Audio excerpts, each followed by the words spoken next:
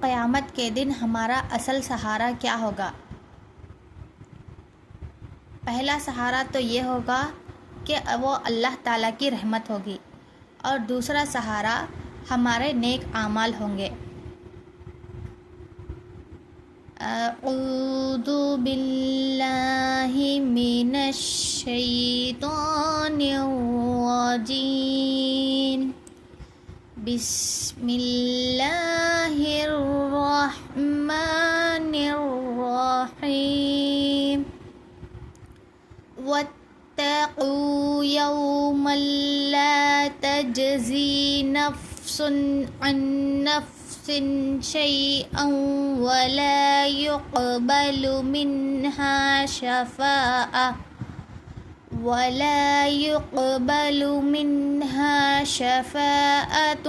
वला युअख़ज़ु मिन्हा अदलुन वला हुम युनसरून।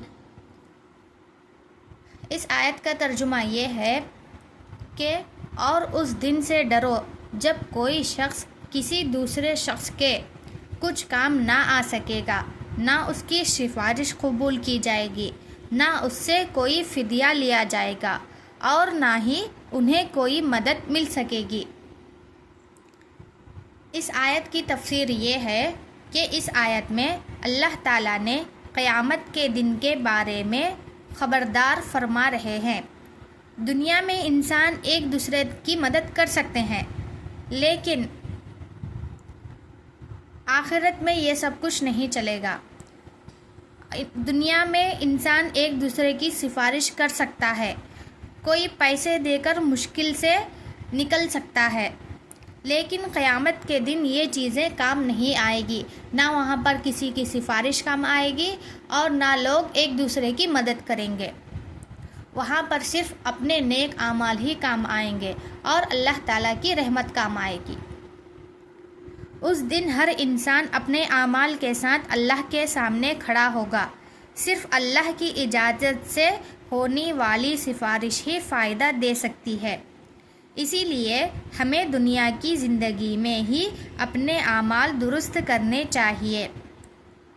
जैसे कि हमें नमाज़ पढ़नी चाहिए, अल्लाह ताला की इबादत करनी चाहिए, कुरान पाक को पढ़ना चाहिए, हमें नेक आमाल करने चाहिए। वही हमारे आखिरत के लिए हमारी कामयाबी का रास्ता बन सकते हैं।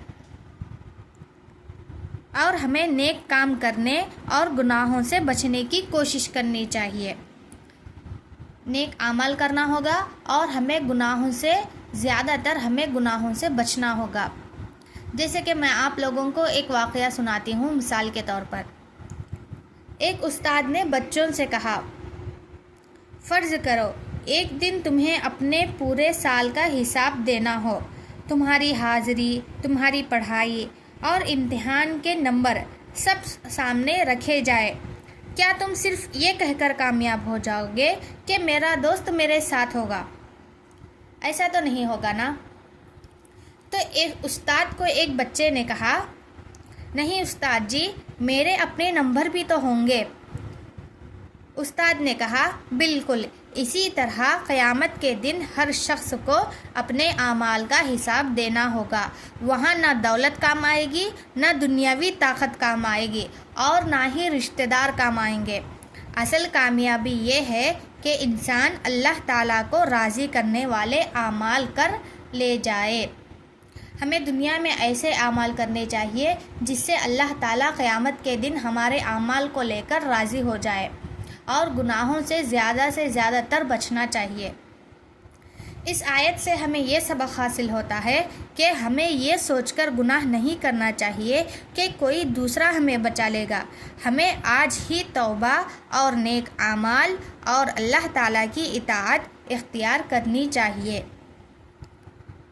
दुनिया में इंसान दूसरों के सहारे पर चल सकता है, लेकिन क़यामत के दिन असल सहारा अल्लाह ताला की रहमत और अपने नेक आमाल होंगे। आखिर में अल्लाह ताला से यही दुआ है कि हम तमाम लोगों को अल्लाह ताला नेक आमाल करने वाले और गुनाहों से बचने वाले बनाए, और क़यामत के दिन नेक आमाल साथ लेकर जाने वाले बनाए। क़ब्र में हमारे साथ सिवाय नेक आमाल के और कुछ भी साथ नहीं जाएगा, ना दौलत, कुछ साथ नहीं जाएगा। इसी तरह की और भी वीडियोस देखने के लिए इस वीडियो को लाइक और चैनल को सब्सक्राइब ज़रूर कीजिए, ताकि आप लोगों को इस तरह की और भी वीडियोस देखने को मिले और आप लोगों को कुरान को सीखने और समझने का मौका मिले। अल्लाह हाफिज़। अस्सलामु अलैकुम वरहमतुल्लाहि वबरकातुहू।